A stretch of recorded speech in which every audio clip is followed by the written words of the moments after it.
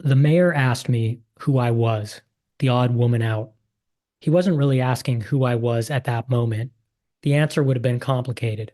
Failed TV writer, perennial production assistant, coffee gopher, person without any grandparents. He was asking who I was, what I had been on September 10th, 2001. I said my piece that I was a high school student at one of the first schools to return to ground zero, that I had been back in lower Manhattan by October 2001. I discussed breathing in the smoke from the fires and the dust from the debris barges located next to our building, attending school in a neighborhood that had become a National Guard-led state, looking out the window in every class to find a skyline suffused with smoke and missing its most prominent feature. Unlike the rest of the lobbying group of first responders, of course, I hadn't volunteered. I was 17. The city sent me there. That is an excerpt from Some Kids Left Behind, a survivor's fight for healthcare in the wake of 9/11 by Lila Nordstrom. Lila was a senior at Stuyvetson High School in Lower Manhattan on September 11, 2001.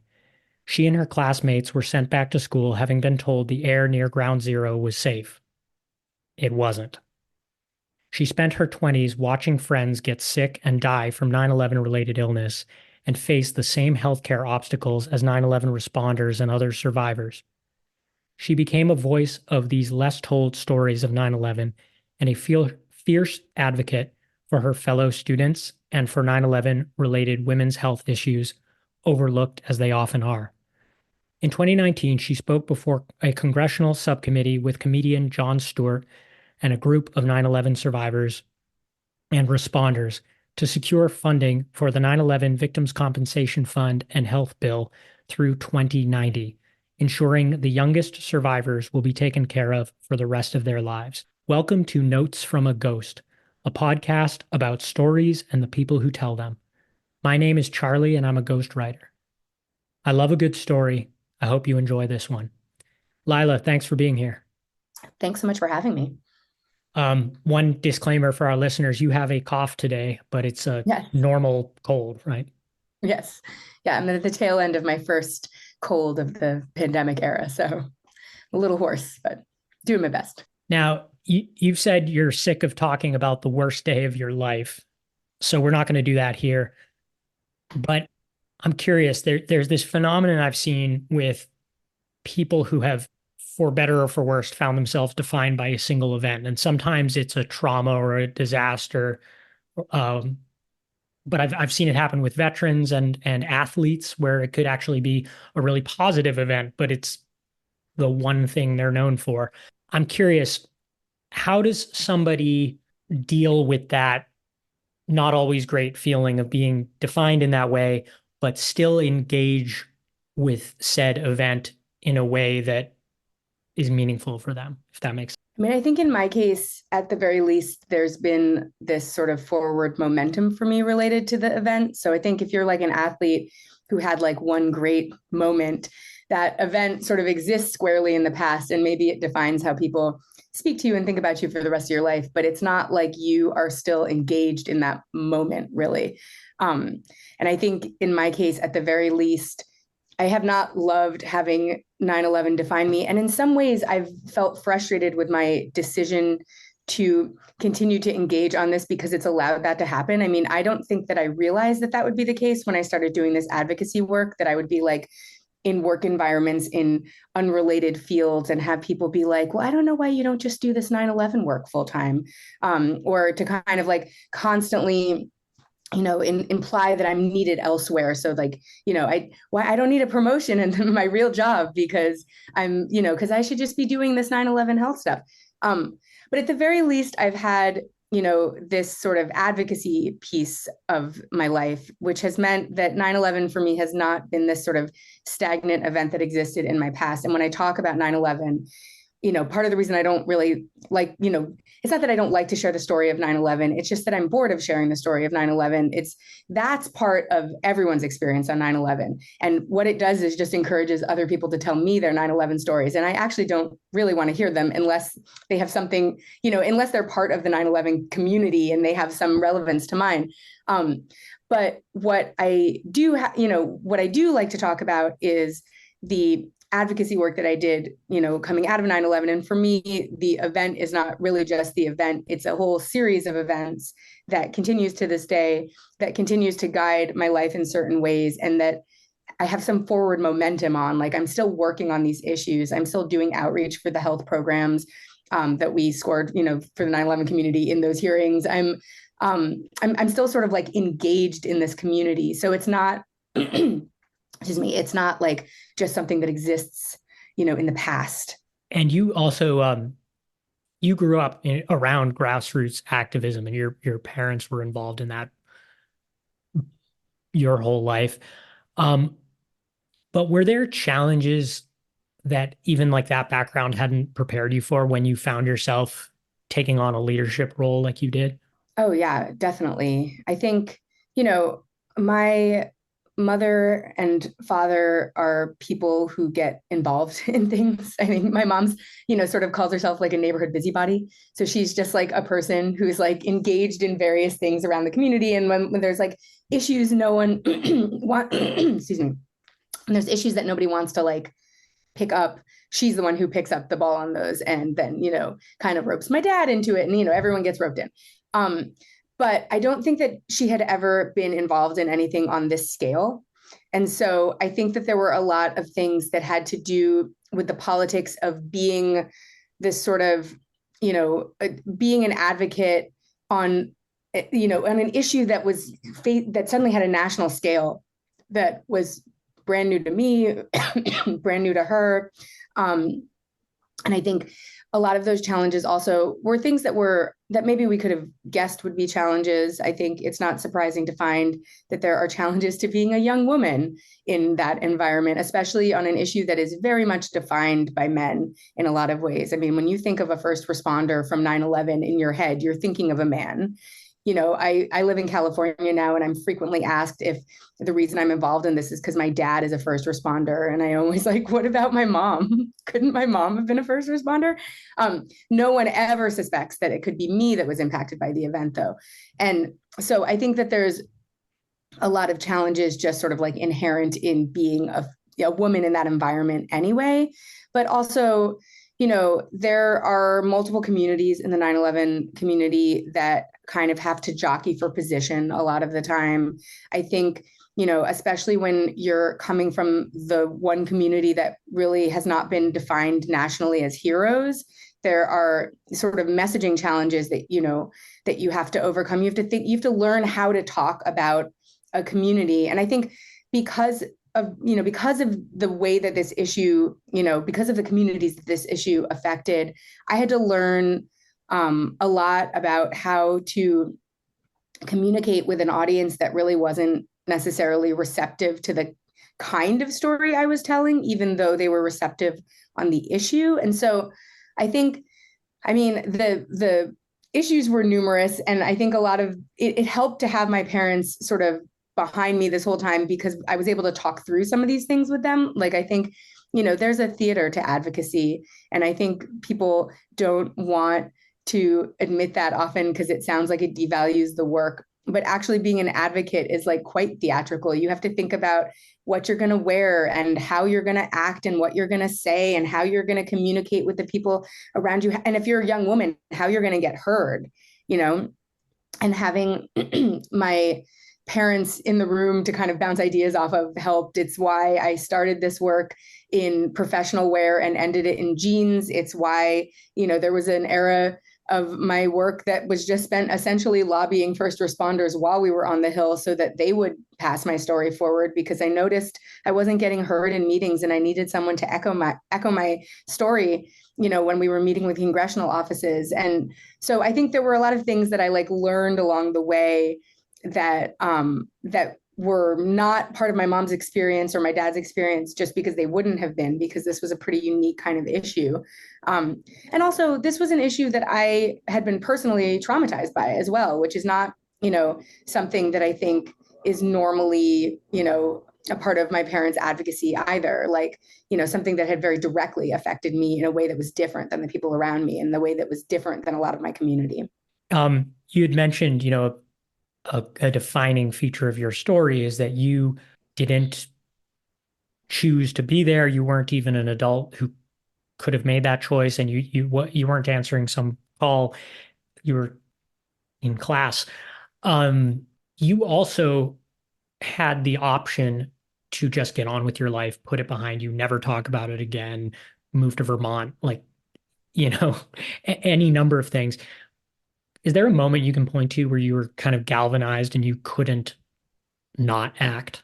Yeah, I think some important context here is that the year that we learned that 9/11 exposure could have fatal health consequences is the year that I graduated from college.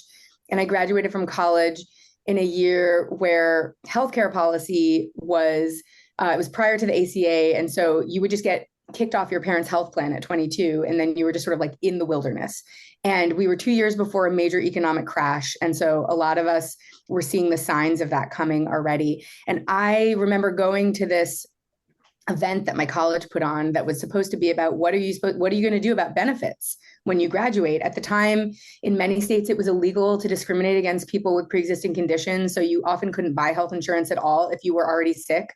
And I was already sick.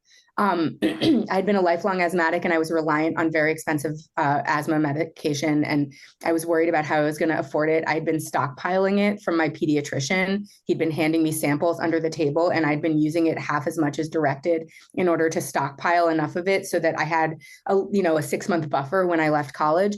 And, these are the actions of like a nice like white middle class girl from a good school. I was graduating from Vassar. I wasn't in debt because my family paid for my college. I mean, we're not talking about like, someone who was in a desperate situation. This was just me as a chronically ill person in a fairly good, a fairly privileged circumstance. And so I was thinking, I went to this thing thinking like, okay, well, they'll tell us how to get, this is a school for rich people. They'll tell us how to get health insurance. And all they could really say was like, well, become an investment banker, I guess. Like they were just sort of like, good luck to those of you in the arts, become an investment banker, goodbye forever. And so I remember just thinking like, this is so tremendously unfair because I've been asthmatic my whole life. I had been really aware of what the healthcare laws were in terms of how they affected people with pre-existing conditions. That used to be, there was like an era in the early 2000s where like a pre-existing condition could like ruin your life. And the thing is, we all end up with pre-existing conditions in the end. And so I graduated from college kind of in the middle of that moment. And that it was healthcare policy that galvanized me here. It was I kind of learned for the first time and was trying to grapple for the first time with the idea that this thing that I had suspected had not been great for me could be fatal. It could not, might not just be annoying. It might be fatal. I was, looking at the way that the conversation was happening and noticing that people in my community were not being mentioned in any of the coverage as potential victims of this. And so the fact that, we had many of the same exposures as first responders, and in many cases, much longer exposures than first responders, because not every first responder was there for the entire year following 9/11, but we were. And I was kind of thinking to myself, like, what is going to happen to my classmates and I, and what are we going to do? And this is, I think, where having parents like mine really came in handy, because I had seen my mother do something in a situation like this, as opposed to just think to herself, what am I going to do? And so I was like, okay, well, I'll write an op-ed about this. Obviously, it was a terrible op-ed, and no one was interested in it because I was just like a 22-year-old in my dorm room, just like firing off op-eds. But I turned the op-ed into a petition. Facebook was brand new at the time. It was only on college campuses. And I sent it to a bunch of classmates via Facebook and was just like, would you add your name to this? And I got a huge response right away. And it really, the reason I knew it would get a huge response is I had a friend who had been sort of my political nemesis during college. He was kind of like flirting with a kind of conservative politics that I was very worried about. And I sent it to him and was like, would you add your name to this? Like first, like I added, he's somebody that I love dearly, that I'm still, close friends with. But at the time was sort of like, he was in college. He was thinking some thoughts. And I sent it to him and was like, would you add your name to this? And he sent an email back right away and said, absolutely, add my name. And that was kind of what helped me see the sort of broad appeal of this approach. And so, then when I graduated from college, I still had my mother's example to work from. She used to sing with this group called the Raging Grannies, that was an anti-war singing group where everyone dressed up in like doilies and quilted outfits and would go and sing, songs that they'd rewritten to be anti-war anthems at various marches and protests around town. And so the Raging Grannies were at a protest, and because of that, they were in the lead contingent of the protest, which is where all the people making the speeches were. And so I snuck in there with her and just went around and, found all of the politicians that I had either sent this petition to or was planning to send this petition to, and just shook their hands, told them that I wanted to meet with them. And it was the Manhattan Borough president finally said, sure, yeah, come in for a meeting, and brought me in for a meeting the next week. And so I don't think that this was like a thing where I was sitting around like, oh, I could let this go. I could let this go forever. Or I could do, I think I was like in a moment where I'd graduated from college. I had no idea what I was going to do with my life. I had this blueprint from my parents about what you do when something, unjust has happened. And I just sort of followed it because at the beginning it was fun, it was exciting to be, to feel like you had a meaningful cause. It was exciting to go and like literally knock down doors and, like glad hand politicians and all of these things. And I think I've learned a lot about what my strengths and weaknesses are as an advocate over this, last 20 years. But I think that's like a thing I'm good at. I'm good at the sort of initial pieces of getting in the door. I'm good at framing an issue. I'm good at the messaging piece. I'm not an organized person, so I'm not good at some of the like long game organizational stuff that's required to keep an issue like this alive. I've had to learn how to do a lot of that stuff, but I was sort of naturally gifted with the rest of this. I've been talkative my whole life. I've been friendly my whole life. Like so some of those things were useful skills in this endeavor. And so I think it's not even that I thought to myself, like, I will follow this issue through. I did not expect to follow this issue through for the next 20 years. I just sort of had like a bee in my bonnet a little bit, where I was like, this is unfair. And I'm in the moment where it's going to hit me how unfair it is. And I'm like this kid who has no job, who's rationing asthma medication, like trying to figure out what to do with my life. And so like, I got to do something. So I just kind of like, I didn't have a plan. I just sort of like went for it. And you're a writer too. That was kind of your other response to this. And so had you been writing creatively before and that evolved? What did that look like for you? Yeah, I think I had this sort of vague plan to like move out to LA, and my best friend and I were going to be writing partners, and that was kind of part of the reason that I wasn't really sure what to do with my adult life. Is I had this plan kind of on hold while we were figuring out the logistics, and because I always loved to write. And I had been doing creative writing, at that point, but also, my whole life. And also I enjoy nonfiction writing as well. And that's part of the reason I had written an op-ed about this is because that was not the first op-ed I sat down in my dorm room to write. I was somebody who, was sort of when issues were angering me, when things were impacting me, I would often try to write some sort of op-ed or an essay or something about it. And so I think my first instinct being to write an op-ed about this was not an unusual instinct for me. This is just the first one that kind of caught on.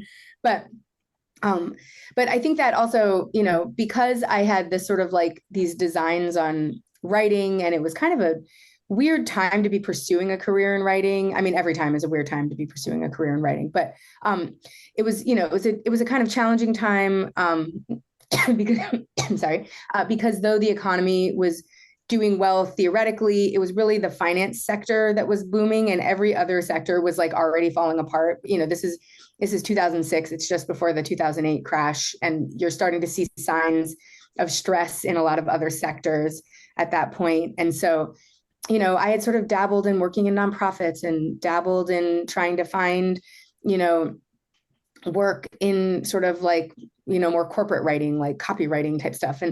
And I was, not really able to find anything, but I knew that this skill with words was useful in this context. Like, I think, more than anything, being an advocate is being a good communicator, and being a good writer is also being a good communicator. And so I think that it had sort of armed me with the right skills for this moment, because I had, been thinking about myself, certainly not thinking about myself as, a speech maker of any sort, certainly not envisioning a life of having to, write for public consumption. But but I think those communication skills were useful to me and kind of helped guide this whole thing. It's why I was able to deal with the fact that I'm not a great organizer and not all that systematic about things. Like, I've been sort of like a force of chaos my whole life, but I have, like, people don't realize that because I have good communication skills. So I'm able to fool everyone. It is amazing what you can kind of the ways in which you can fly under the radar when you're good at Yeah, stringing words together. It's a totally. superpower. Um, Another thing I'm kind of fascinated by, because I've been in the really special place of hearing survivor stories from different people, and is that phenomenon of like things thought you wanted to do that had to get put aside, or things you got to do when the work was done. When the bill got funded and, post 2019, was there a project you kind of got to do or something you returned to that you had been wanting to do but had to put on hold? I mean, I think to some extent, writing my book was that project. I had always wanted to write a book. I loved working on that book. I don't know that I knew that I would love it quite as much as I did. I kind of thought it might be a bit of a slog because people describe writing books as a slog. And I enjoyed every moment of it. I think that was the sort of one gratifying part also about the early pandemic, because I was still in edits for my book, and it kind of felt like I had this opportunity to really like sit and focus on it. Because the pandemic came so soon after the bill passage, I don't I don't think I got an opportunity to like deal with like life deferred in the way that I would have wanted to, because we ended up getting stuck in our homes for like the next 2 years, like right after, I finished this. And I mean, on some level, like, I got to do so many things that I have always wanted to do that I would never have gotten to do normally because of that year. I never thought I would get to testify before Congress. That was incredibly empowering and really exciting.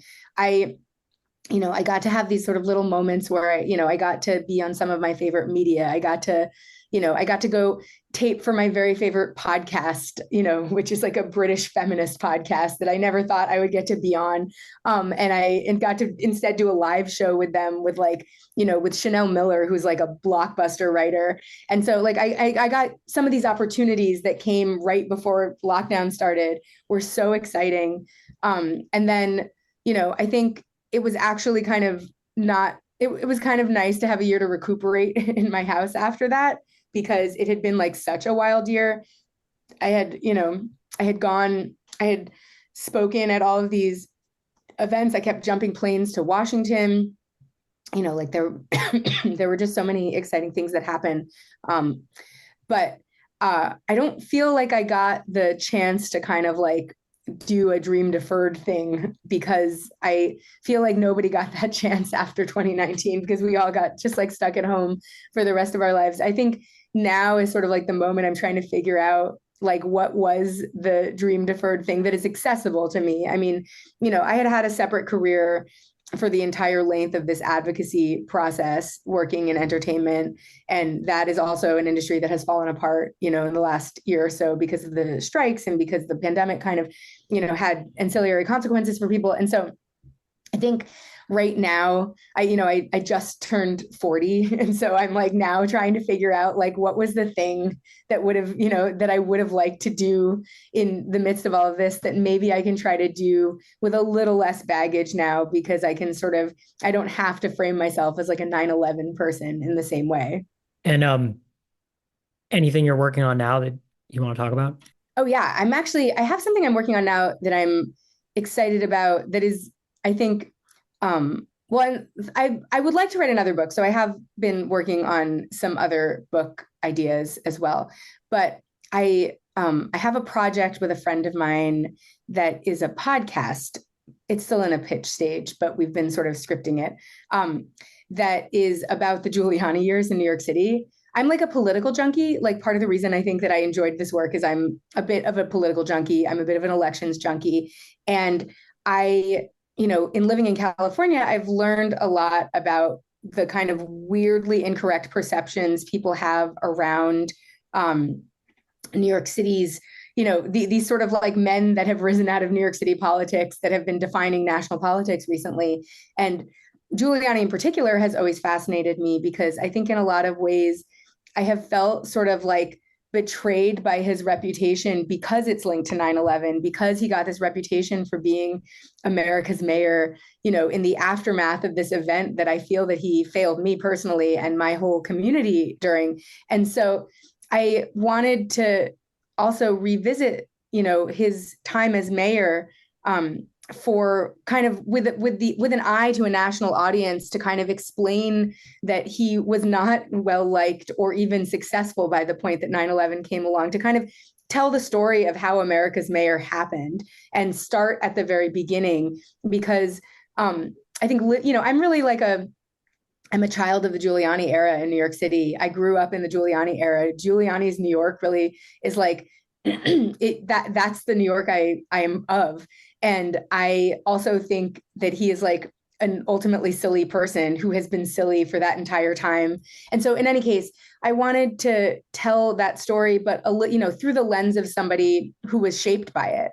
And so I'm working on a podcast pitch right now, with a friend of mine who works in politics, to kind of figure out how we can tell that story. Because now that, I think it's like incredibly relevant right now because of the way that national politics has been defined in his image in a lot of ways. I mean, I think Donald Trump really is like in Giuliani's image and I think probably knows, knowingly, intentionally. And so I kind of, you hear a lot of people now say like, that he kind of like jumped the shark, like what happened to this great man who's fallen? And I kind of want to be like, no, he was always silly. Like the real story of Giuliani is a story of like a pretty silly man being silly. Like, and so I'm very excited about that project because it's been really fun to research.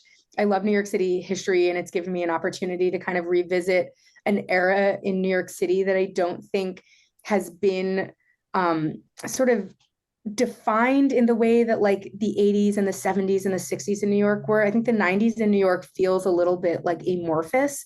I don't think it has like a clear sort of identity the way, you think of the 80s and there's like, there's the punk movement and there's the drug epidemics that, start to define the city. And think of the 70s and there's the financial crisis, and you think of the 60s and there's, the protest movements and the hippies. And so like, I feel like I'm getting an opportunity to kind of like revisit this era that I thought wasn't that interesting because I lived through it, but actually is like incredibly interesting.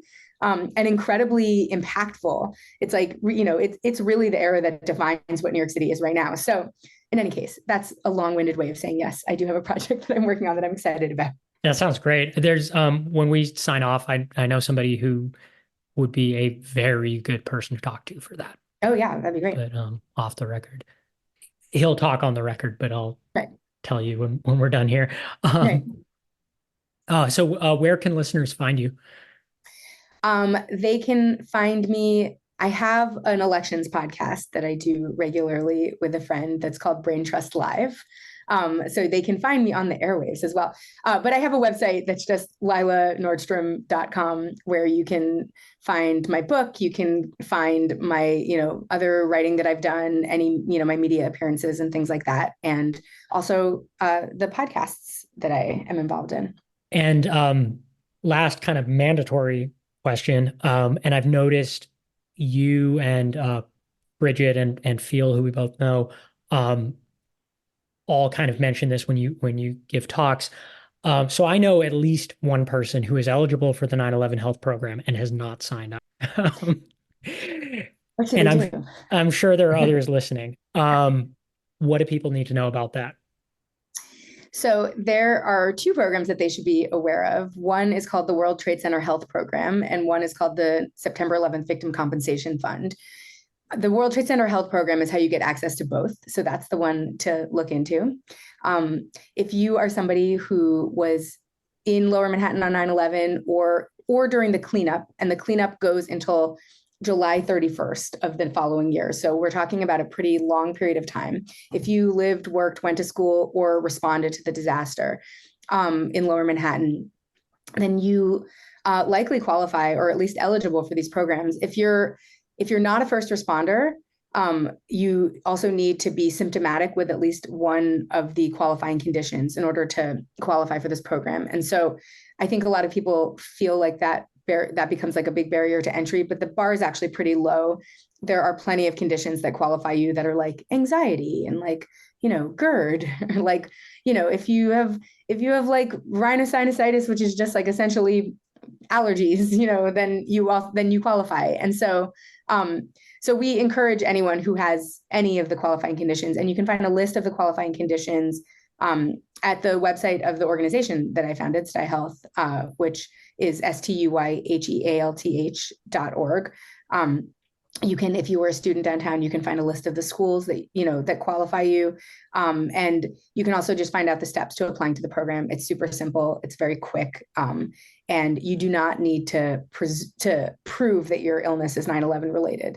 So once you're in the program, you get access to no-cost healthcare. And then if you have a physical health ailment, you also can get a payout from the Victim Compensation Fund, which is also a huge benefit. So worth looking into if you were below Houston Street on or after 9/11, or in a tiny part of Brooklyn, that if Brooklyn Heights-ish.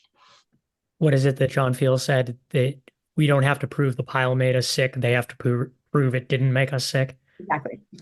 Lila, thank you so much for being here. Thanks so much for having me. This was fun. If you have an epic story, I'd love to hear it. You can find me at dailypros.com or on LinkedIn. My links, Lila's, and the links for the 9/11 health program are in the show notes. Thanks for listening.